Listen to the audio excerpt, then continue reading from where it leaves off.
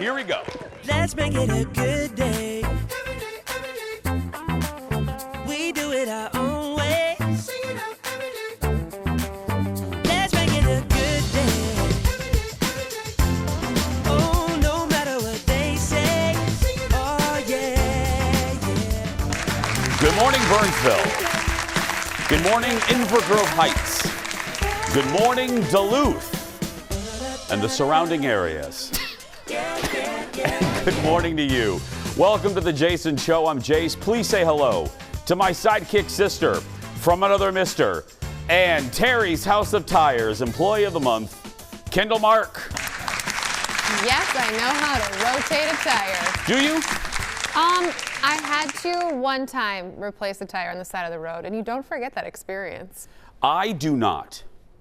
Well, we should do that. That could be a fish out of water again. It could. Every time you say I have not done something, I'm immediately like, ding, ding. Yeah.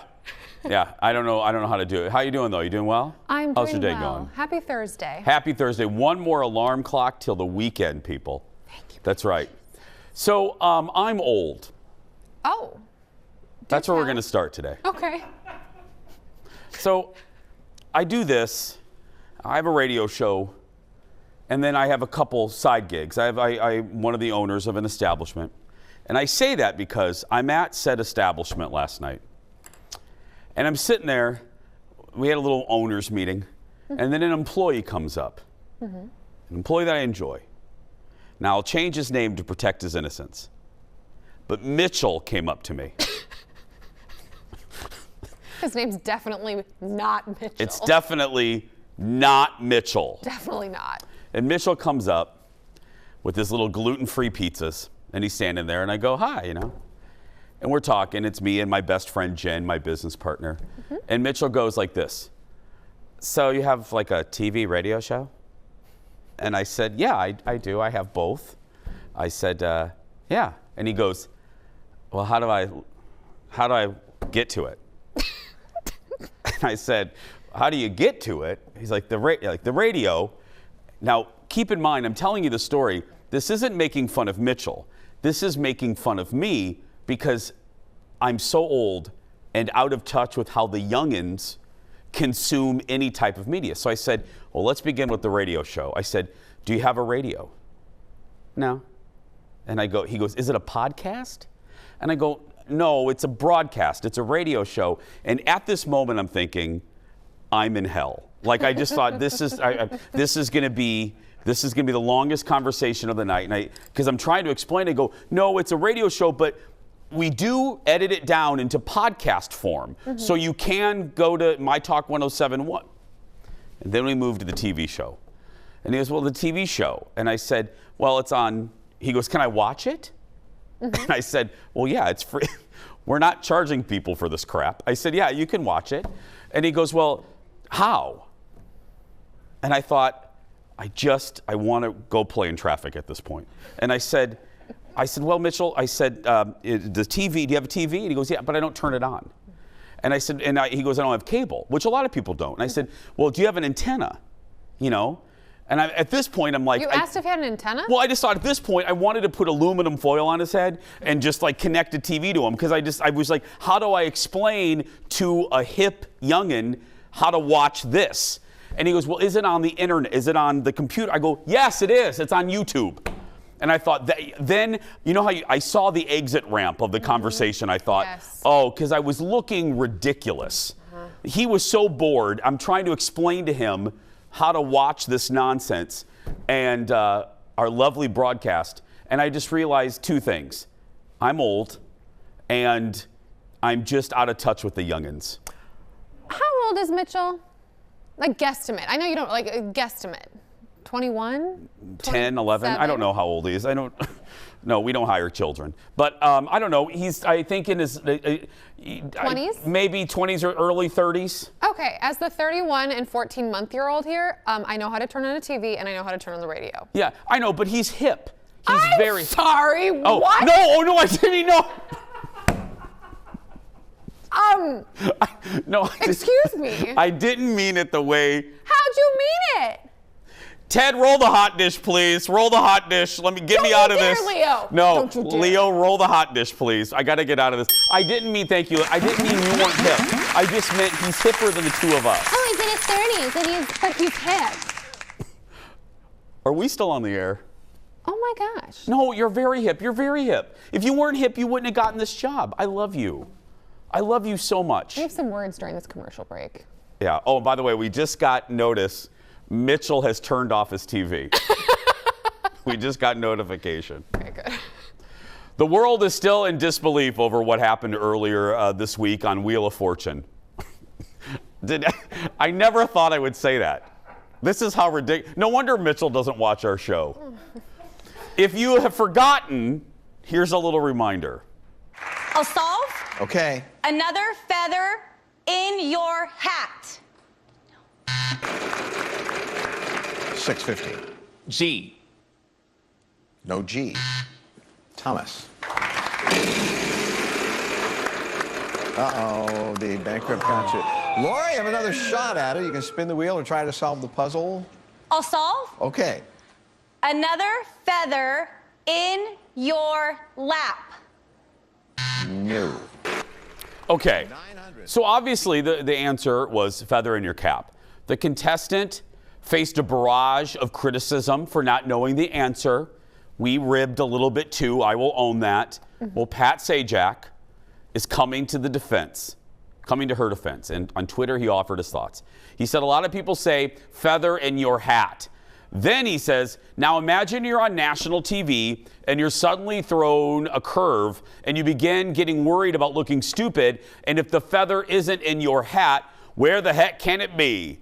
And of course, when it's solved, you'll want to crawl in a hole. He urged people to have a little heart. He's right. And we did say that, remember? You started the whole thing off with that yesterday. I said, look, it is really easy for all of us ninnies to stand up here and make fun of it.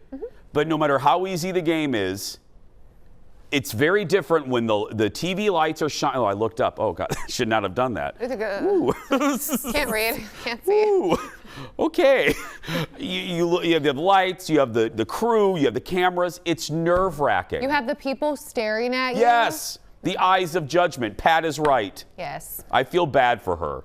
I still stand by being like, ah, Now, look, every time there was an answer. Thank you. But we didn't bully her online. No. We acknowledge. We can simultaneously, we can hold two of these thoughts at the same time. Yeah. We feel bad for her, of people being mean. Don't be mean to her. I mean, you can laugh with her. There's nothing wrong with that. People get too sensitive about that nonsense. You can laugh with her, but also feel bad for her and be understanding. And plus, guys, it's Wheel of Fortune. We have bigger fish. Next in the dish, Brad Pitt and Sandra Bullock are teaming up for a new action comedy, kind of action comedy movie. It's set in Japan. You know I love to show you a great trailer when I love a good trailer. This usually isn't in my wheelhouse, but this looks good. It's called Bullet Train. Check this out.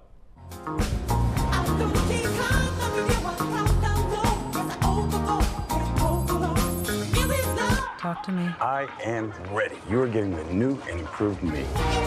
Because if you put peace out in the world, you get peace back. I think you might be forgetting what you do for a living.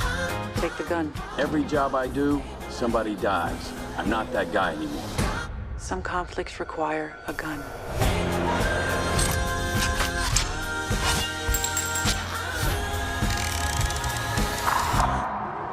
Hey, this is nice. Okay, what am I snatching and or grabbing? A briefcase. You said you wanted simple for your first job back. Doesn't get simpler.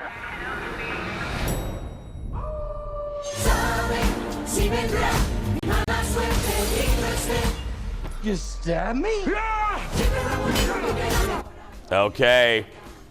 Looks great, doesn't it? Yeah. It looks fun. Again, not usually my cup of tea. Bullet Train is based on the novel by the same name, so it follows Brad's character, Ladybug. I love that. Who is pulled back into the life of an assassin by his handler, played by Sandra Bullock. It's going to be, it'll hit theaters in July. That looks great. Looks really good. And it's beautifully shot. Like, I love the way it looks. And let's tell people what we said in the meeting. Brad Pitt. Still melts the butter. Still. He looks phenomenal. I wish you would cut his hair a little bit. I don't care. I'll take any version. I know, but Especially Troy. Give me the Troy version of Brad Yeah. Pitt. I'm dying inside already. Yeah, just go to great clips a little bit, and then now we're talking. Now we're cooking with grape nuts. I just take him, rare or Medium well. well. I don't care. I love that you just compared Brad to a steak. To a hunk of meat, baby. Woo. Next in the dish, sad news this morning. The Oscar-winning producer from Braveheart and many others, and I'll get to those. His name is Alan Ladd Jr. He died. In addition to Braveheart, Gone Baby Gone, and both Brady Bunch films, he was also a Fox executive in the 70s who really, and this is why we're doing this story, we don't often cover the death of every movie producer, executive. He's credited with providing a big shield from the horrible executives. And you know how much I love executives. For George Lucas, he shielded George Lucas while creating Star Wars. So here's the deal. We don't have a long to do. I could do a whole segment, and I did on the radio show. All jokes aside, it is not hyperbole to say that without Alan Ladd Jr. being an advocate for a very young George Lucas, there would be no Star Wars. There would be no R2-D2. We would not have Grogu. We wouldn't know what the Millennium Falcon is, because nobody wanted to do sci-fi movies in the 70s. Were trash. No studio wanted to do them. Nobody on the board of directors at 20th Century Fox wanted this movie. Alan literally went to bat for George Lucas because he liked George's movie American Graffiti. So he gave George $20,000 and said, finish your screenplay for this space soap opera. Nobody had faith in it. And then halfway during production, the Fox bosses wanted to shut George down. They wanted to shut the production down. And Alan shielded George from that nonsense, which is what great bosses do for creatives. They shield you from the nonsense of the tower, of the executives, and they let creatives do their work. Alan Ladd Jr., there should be a plaque on the Fox lot, truly.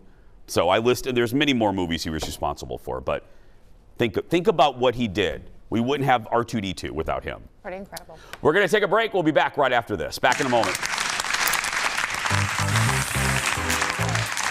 Coming up next, find out how getting fired from Three's Company led Suzanne Summers to one of the most famous devices of the 80s. Die, Master. We may not have been born with great legs, but now we can look like we were. Dax Holt is here with a preview of his conversation with Chrissy Snow. Then, Engineer Brad is back to help us with another hysterical game. We're playing Which Housewife Said It. And you've heard about that Star Wars hotel at Disney World, right? But who is it really for? What exactly is it? And is it really for little kids? I'll give you the details a little bit later.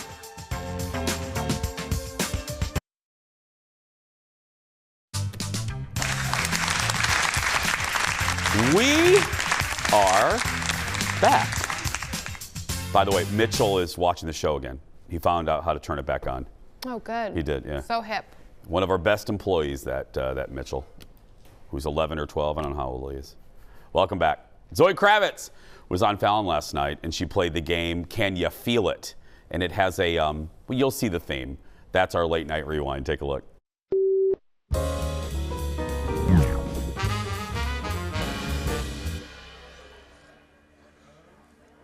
Jimmy. I'm brave. I'm cool and I'm brave and I'm cool. Yeah, you can do it. I touched it. What is it? I have no. What is it? No, just try it again. Try it again. Oh no! Stop it! A turtle? No, not bad. Really? It's a honeycomb, okay? And then we'll have to guess what it is. Oh no. I love you, bud. I don't wanna. I love you. I don't wanna. Wait, I want to go this way. This way? Yeah.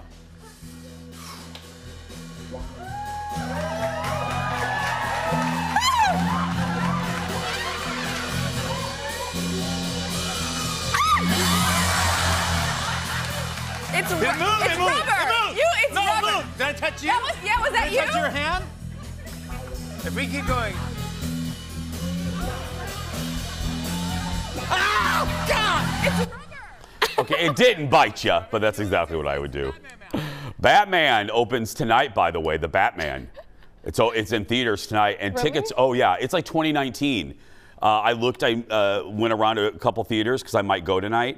Almost sold out. Really? Yeah. It does look really good. It does, yeah. Our hot dish continues now. Say it with me, Kendall, with our Insider to the Stars. Please welcome from the Hollywood Brawl podcast, my friend and yours, Dax Holt. Hello, hello. I always love when you're here, and I always am excited to talk with you. But I love when you talk to a star that I'm actually, I know really, really well. And this one I love, and that's Suzanne Summers. Yeah, she was so fun, Jason. Like, so incredible. I got to admit, like, I didn't know what to expect going into this interview. You know, we had found out that we booked her, and I was like, oh, that's awesome. I mean, she's iconic. She's got to have stories out the wazoo of just being in the entertainment industry, and she like blew me away with how candid she is, with the stories that she has, and she doesn't hide away from anything. And I think that's what I really love about her, because the podcast, we're just trying to humanize people in Hollywood. Like, that's all we're trying to do, kind of give them a glimpse behind the curtain and really just talk about Hollywood in general. And so, I mean, obviously we had to get into the Three's Company and the legendary firing that happened there. And one of the most interesting things that she said was, she was let go, but she never got any residuals from that show at all. Nothing. No. And that to me was so shocking and so crazy. But then, and she was really, she called herself the sacrificial lamb, because the other women in TV were making a lot of money and kept taking, she called it, the networks out to the cleaners. And they said, well, we don't want women to have that ability anymore. So we're going to let Suzanne Summers go because she's on the #1 show. And if she's gone, then other women are going to know that they can't ask for more money. Well, and I could spend 4 years talking about that. It's such a fascinating period of time for sitcoms. But it's, as the saying goes, sometimes when a door closes, another one opens. This led her to probably one of the wackiest inventions of the 80s, right? Yeah, we got into the Thigh Master and the Butt Master and all of that because, I mean, I remember growing up and there was a Thigh Master in my house. Like, it's just one of those products that I felt like everyone had at a certain point in time. And we got into it, and we said, was this the best revenge, that you were let go from the show and then you went and made way more money doing something else? And she said, yeah, I don't look at it as a revenge. I just look at it as it worked really well in my advantage. But I said, okay, let's be realistic. How much money have you made off that one singular product? Because she's got a lot of products out there. She's got protein powders and gut cleanses and all kinds of stuff. And she goes, well, look, we've sold probably 15 million Thigh Masters over the years, and they are $19.95. She goes, do the math. So I did the math directly in front of her. That's almost $300 million off the Thigh Master alone. Yeah. And she laughed and she goes, yeah, but I've spent a lot of money too. But her and her husband own 100% of, the patent and the rights and everything to the Thigh Master. And it still sells to this day. And they have a lot of sex. They sure do, and she does not hide away from it at talking about it and how they keep it exciting after 54 years of being together. And I'll let you go listen to that so I don't have to talk about it here on live television. But one question that I did ask her is, I go, you're really open with your sex life and talking about it? I'm like, does your son ever go, Mom, please stop talking in public about this? She goes, oh yeah, he's not a big fan of it, but it's my reality. I love it. I love it. People think that, there's no life after a certain age. I continually love all the women that redefine it. She tells you exactly how they stay young and fun. And that's where we'll leave it. Dax, he's young and fun too. You can listen to that interview and all the others. Thanks, buddy. I'll see you next week. Find the Hollywood Raw podcast wherever you get your podcast. I will be brief, but I love strong women. And I will tell you, Suzanne Summers does not get the credit she deserves in that salary, in that contract negotiation, because quite briefly, what happened was John Ritter was getting paid, I believe, triple what Suzanne Summers was making, and Joyce DeWitt. But guess who the breakout star of Three's Company was? Suzanne Summers. Who was on the cover of Newsweek? Suzanne Summers. So rightfully so, she went to Joyce and John and she said, look, I'm going to go. This show is #1. It's a phenomenon. I'm going to go to the network and ask for more money. I think we should go in as a team and demand we all have equal, and they didn't do it. That John said no, and Joyce said no. So Suzanne went by herself and said, I have the highest Q ratings of any woman on TV, blah, blah, blah, and they fired her instantly. Her husband, who was her agent, ABC said, no, we'll just write you out, and they wrote her out. Such a joke. And now, I mean, yeah. It's just a joke. So all the women now that have great contracts, like Ellen Pompeo, they owe a tip of the hat to Suzanne Summers. More next in the dish, more from that Bob Odenkirk interview with Howard Stern I was telling you about. Like I said, there were so many great tidbits. Producer Ted and I were just, here's a great another story. Bob was a writer on SNL and talked about the time, and this is probably one of the most legendary hosts ever, Steven Seagal, and how horrible he was. Look. He kept saying, I've never seen your show. I don't know what you do here. Like, really? You've never seen Saturday Night Live? Where do you live? And he wrote a scene, Howard. He wrote a scene, and it's the last scene in the show, and it's like one of his movies, but they tried to do it live. They got some stuntmen to come in. It's insane. So there's like this board of directors. There's a bunch of stuntmen in suits. So as a viewer, you're like, who are these actors? They're not in the cast. And then there's like some speech, and then he enters the banquet room and starts beating. It's live. And he's beating them up and throwing them around the room. And it goes on for like 8 minutes. It's the longest scene you've ever seen. And it was horrible. And Howard, per usual, asked a great question. Hi, Howard, Baba Booey. He was shocked that Lorne Michaels let that guy basically run Saturday Night Live. He basically let him do whatever he wanted. Yeah, why? Well, Steven Seagal was a big star at that time, but still, Lorne never let anybody. I mean, Lorne controls that show. And you tell the folks, it's a fun fact about SNL. This is one of the only episodes ever that they aired it. Obviously, it's live, but they did not nationally. How do they put that? They don't nationally broadcast it? They pull it from the library so it can never be repeated. Right. Yep. Yeah. It was one of awful. only 2, I think. There's only 2, yeah. It was awful. He was the worst host ever. I mean, that whole scene, how he just described it, you would watch it and go, I don't understand. I don't understand that.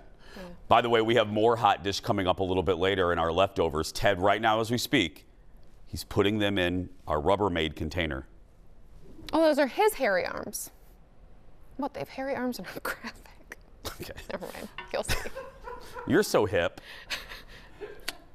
Congratulations to today's JVIP winner, Kelly Fellows. Hi, Kelly. He says he loves the humor, banter between Kendall and I, and just the plain fun of the show. Thank you, my dear friend. He says he makes time in his schedule every day to watch. He says, quote, I have a face for radio. So here is a work photo. You do not, Kelly. You're a good-looking dude, my friend. Kelly gets a Jason Show mug, and he's entered to win the monthly grand prize. That includes coming to the studio to watch the show, $150 accessories gift card to Becker Furniture World, and a $200 gift card from Woodhouse Spa. And our first grand prize winner will actually be our special guest tomorrow in the studio, Friday, March 4th. It will be the first time, other than my friends last week, but that's family, it'll be the first time we have any sort of audience in this studio for 2 years. In 2 years. We don't know what to do. We don't know what to do. Eric's buying new pants. We're gonna buff the floor. Are you kidding me? This floor has never been buffed. We're all gonna shower. The bosses don't even know where this studio is. I did see them looking the other day. They're like, is it that door? Or is it that There's, is that show still on? We haven't pulled the plug yet. We'll be right back, everybody. Back in a moment.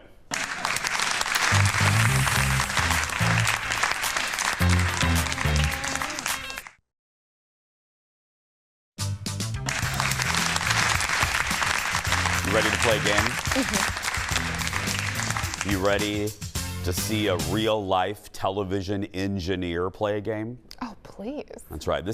He's not a fake engineer. He's a real life television engineer. Welcome back. Even if you don't watch any of the Real Housewives shows, don't turn the dial. We're not going to talk about them. We're making fun of them. There's a good chance that you've heard some of the quotes that have come from the show. But can you match the quote to the housewife? We're putting you and us to the test. Roll it, Leo. It's game time. A few weeks ago, everyone fell in love.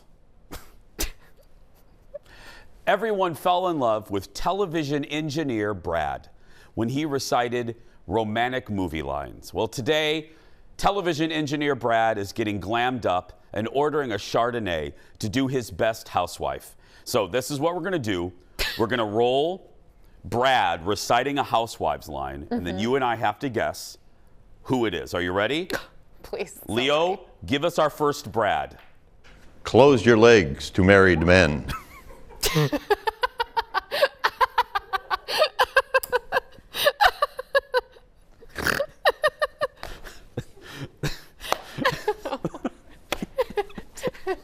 Ted, is it too early to go to a commercial? Do you know this? Because I do. Is it the Countess? No. It is Kim. It's Nene Leakes. Am I right? Roll it, Leo. Close your legs to married men. Excuse me? Close your legs to married men. Wow, You heard it. Nene. Is he really married? You are absolutely. Nene and Kim. One of my favorite moments of reality TV ever is when Nene was on Watch What Happens Live, and Kim calls in, and Nene goes, "Shut up, Wig. Be quiet, Wig." Anyway, okay, Leo, please give us our second Brad. Who's gonna check me, boo? I know. It's Sheree. Let's see. You need to get your face out my face. You need to watch yourself before you get checked. Who gonna check me, boo? I have. Oh, she by Sheree. Who gonna check me, boo? His face too. He's like, oh, again, the early seasons of Atlanta, some of the best. I love it. And I just never thought we would ever hear Brad say, "Who gonna check me, boo?" Boo. Okay, Leo, roll the next one. This is you. This is me. I'm up here. You're down there. Do you know this one? He said it so straight. Can I guess? Yeah. Is this the Countess? It's a New Yorker, right? Yes, I'll give you that. Okay, I don't remember. It is from the second season of The Real Housewives of New York City, and it's Kelly Ben Simone versus Bethany. Roll it. Traumatic, but actually being. Oh, it's just video. Okay, yeah, we have this video on that one. Yeah, Kelly looks at Bethany and says, this. "I'm up here, you're down here." Yeah, Kelly, I couldn't stand. Look who's sassing Look now. who's, exactly. Okay, are you ready for the next one? Yes. Leo, roll the next one. I decorated. I cooked. I made it nice. Oh, this is a dinner party. Right? A party, yes. Is this also New York? Yes. I don't remember which one. It's Dorinda. Look. We're sorry. We have to I shut our cooked mouth. all day. I decorated. I did it nice. I'm ashamed. That was. I did it nice. Ask the crew. That was me on Monday, wasn't it? Right, Eric? That was me on Monday. I was saying nothing. Do we have another clip of Brad? Yeah. Go back and watch that show. You'll see my face. Okay, we have another one. Here we go. Leo. Your husband's in the pool. What? That's it? Your husband's in the pool. Dead? Alive?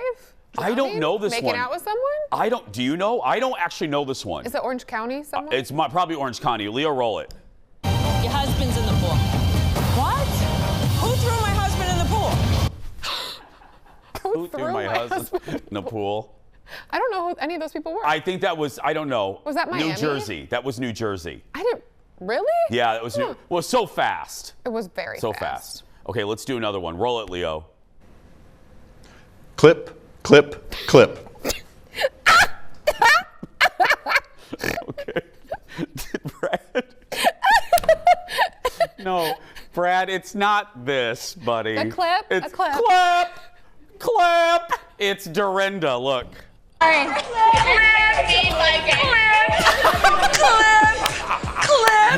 You fool. And Brad goes like this, like it's Great Clips or something. No, it's basically like a shut up. It's Dorinda go, clap! That's like legendary in the Jason Show team. Oh, without a doubt. We say it to clap if we start running our mouth a little too much.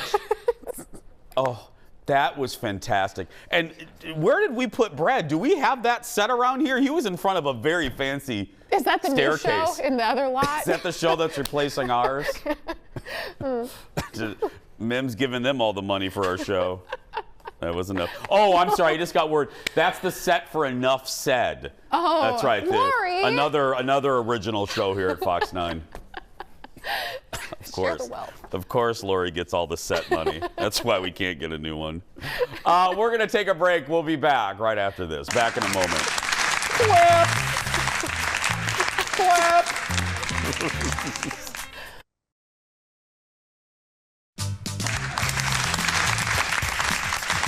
Oh, we're having fun today. We hope you are too. So, welcome back to the show. There is a new attraction at Walt Disney World. It's not a ride. It's not a show. And even though the word hotel's in the title, it's not really a hotel. It's really kind of all of those things combined. So I'm talking about the Star Wars Galactic Star Cruiser Adventure. This is a 2-night immersive adventure that was just open to the public yesterday, I believe. It was open to influencers, and you know how much I love influencers, last week for a free preview. And so far, things have generally been positive. Now, before it opened, it had a lot of bad press. They released kind of a promotional video, and people were ragging on it. But here's what I found interesting. I'm a Disney, so I watched a lot of stuff. It is really not a conventional hotel. Here's the deal.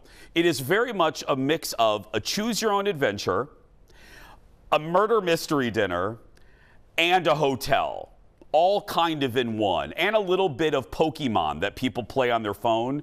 It's all of that. It is a 2-day adventure where you are in a windowless, you're kind of in a star. Look at this. I mean, and you're part of a story.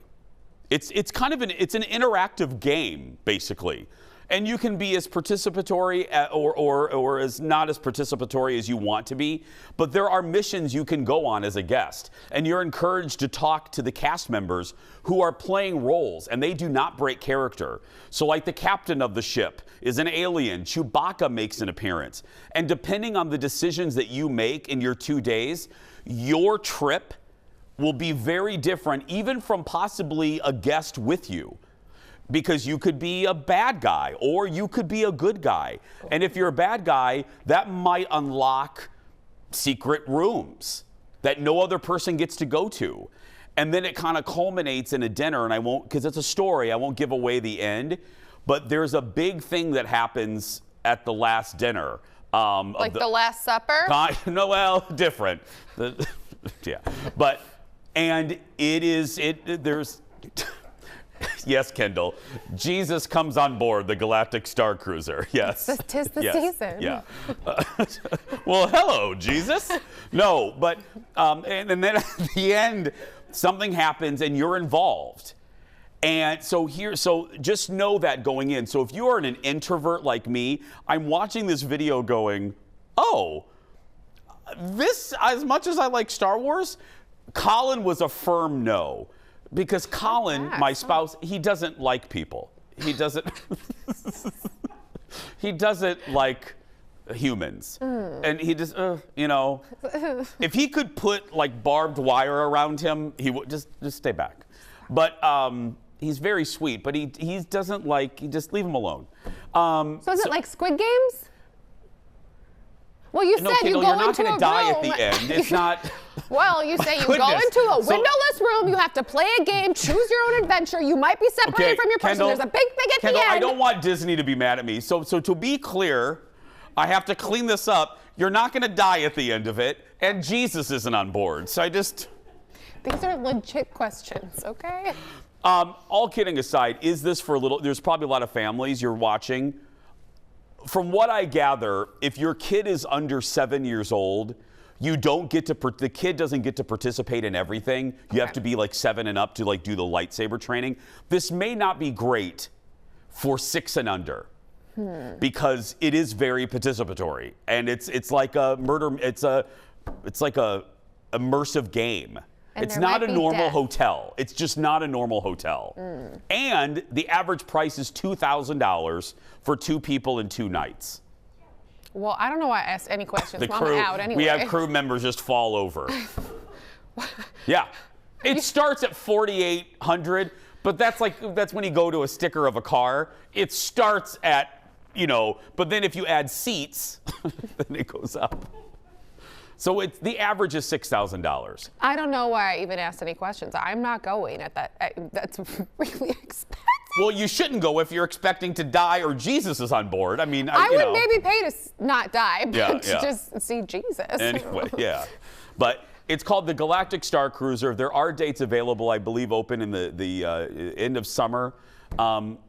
If I go on this, I'll let you know. So I'll go on it so you don't have to. Can I come? I will be Colin. Yeah. Oh my God, Jason, I'd be so fun in one of these experiences. You would, because again, Colin isn't going. He has no interest. Actually, I almost want to take him to watch him just hate life so much. Just some, Wookiee comes up to him and just the look on Colin's face, I don't want to play. I don't want to play. I don't do this. It would be highly entertaining. We're going to take a break. We'll be back after this. Back in a moment.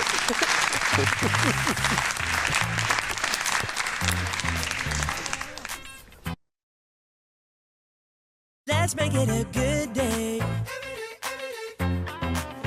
We do it our own way. Let's make it a good day. Oh, no matter what they say. Oh, yeah, yeah. And welcome back. I got a text message from Colin. He goes, that was a perfect impression of me. And yes, I'll just meet you at the Four Seasons pool. Does sound fun. Does, yeah. On special occasions, the meal you've so lovingly prepared is just too much for everyone to eat, and you're stuck with extras. And that's where we find ourselves today. And that means it's time for today's leftover hot dish. There we go. Hey, see the hairy arms? Yeah, okay. See, that's what I'm talking about. Those arms are from an employee that no longer works here. I don't even know if we have the rights to those arms anymore. Great. Andy Serkis was on with Colbert last night. He's the voice of Gollum in the Lord of the Rings trilogy. And listen to this. This is Nutter Butters. He voiced 132 different characters for the Lord of the Rings audiobooks. And he talked about how he pulled that off. Look at this. I've played some pretty physical parts in my time, but sitting in front of a microphone for 6 weeks to record The Lord of the Rings in entirety was, I think, one of the most draining and mentally exhausting. And I mean, audiobooks are they're not easy things. I mean, I'm a as I say, a physical actor, but actually it's a kind of, it's a test all on its own, and the levels that you kind of, the emotional journey, and also I was sort of channeling my friends who I'd acted with, for some of it, and making up new voices as well. And the only way that I could really, really remember everybody was by a physical kind of approximation to where the microphone was. So, for instance, Gandalf would always be up here, and he would be talking like that. And there's a little bit of Ian McKellen, but not quite, because I was trying to make it a bit more original. You shall not pass. It wasn't full on. You shall not pass. I wasn't doing that. And then Elrond, who was more kind of, he was more here, and I always did this with my right hand and gave him a little bit of, and that every time I moved my hand like that, it would get me back into character. And then, of course, Gimli was down here, so he's down here, and he was like this because he was really off that he couldn't quite reach the microphone, And I love that. How fascinating is that? How do you mentally do that? I mean, 132 characters, to remember each of them distinctively? Yeah. I just think that's a whole different level of talent. I've heard from so many people that have been interviewed, like big stars, that dread voicing their own, like if they write an autobiography, because it's torturous. I mean, it doesn't seem, but you are sitting in kind of in a padded room, quite literally, for hours by yourself, talking, reading an entire book out loud. Well, you do the radio show, and Yeah. I know you have someone to talk with. And but, that is torturous. Yes. Well, I mean, but by the end of the week, you will always admit it's a lot of just It's a lot of talking talking. and Yeah. talking and talking. Yeah, it is. It's look, I'm not complaining. It's a No. different type of tired. Yeah, It's- it's yeah, just it different. is. Mhm. You're sick of yourself by the end of the week. I'm sick of myself now. Andy, by the way, is also in the new Batman movie. He plays Alfred. Next in the dish. This is a little spoiler alert, okay? So if you haven't finished Love Is Blind, just turn away or turn the volume down. You ready? Okay. The reunion for the new season just dropped, and Shane is still not happy with the way things turned out with his ex-fiance, Natalie. Look at this. But I mean, there was a reason also why I got to that point too. And you still have, you're kind of like pushing on the rug and making it seem like I'm like almost like the words that I use, like they just didn't come out of nowhere. Okay, like you're still not, you haven't apologized like kind of like your side of the story. You haven't owned up to like kind of like, you know, so it was 100% my fault. I take most of the blame, yes, but like you're sitting there like saying, I just this and that. It's like, dude. I'm not putting the blame on you by any means. I understand that that anger came out from somewhere, like obviously something I've done to you or have like pushed you to that point. So I don't want it to seem like I'm just blaming it on you and those words came out of nowhere. I know that it came from a place of you being frustrated with me or me making you feel like you weren't enough. Yeah. So you don't feel bad for any. What just happened? Okay, spoiler alert, they didn't find love. But they thought they did. They thought that they did. And I didn't dislike him as much at the end as I did at the beginning. And Ted told me that would happen. He's still irritating. And he is very bro-y. Like if I saw him at Crave, I might kick his foot a little bit. I'm not a violent person, but I might just be like, ugh.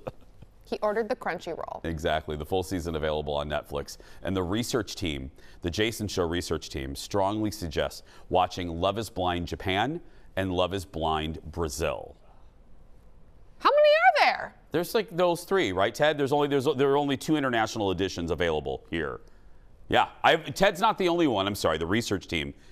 It's been recommended by other people that they're good. We're going to take a break. The surprise goodbye and the shortest segment when we return.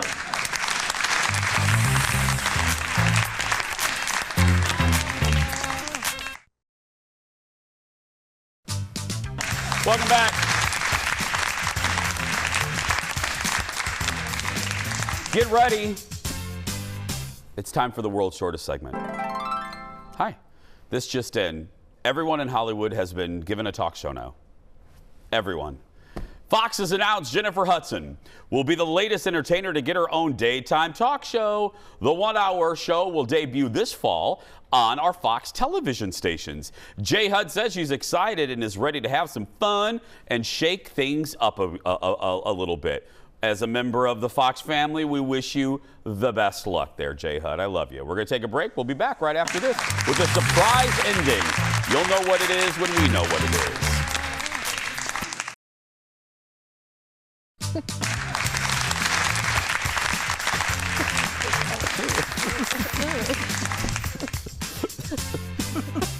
Welcome back.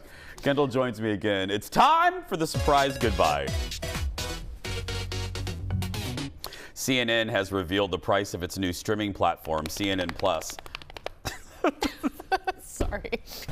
In an announcement this morning, CNN says the streamer will be available for $5.99 a month, but early subscribers who sign up for the deal of a lifetime and lock in the price of $2.99 a month for life. Oh. Okay. CNN regulars plus newbies will have shows on the Plus, and it is expected to launch in May. I don't know quite how to react to this. Bad. That's all you get. The deal of a lifetime. $2.99 for life. I mean, in 2070, that could be a heck of a deal. Maybe Mitchell will be able to get that. He'll figure out how to watch that. He's hip, remember? Mitchell is very hip. Unlike us on the show. You are hip. No, let me correct my mistake at the beginning of the broadcast. You are 72% hipper than I am. Tomorrow. Was that? Yeah. HGTV stars from HGTV's Good Bones will join us. And she's in town for the Minneapolis Home and Garden Show. That and more tomorrow. But right now, that's going to do it for us. If you're a kid that's being bullied, you go out there and be yourself because nobody can tell you that you're not hip or doing it wrong. We'll see you tomorrow, everybody. Come on, hip Hannah.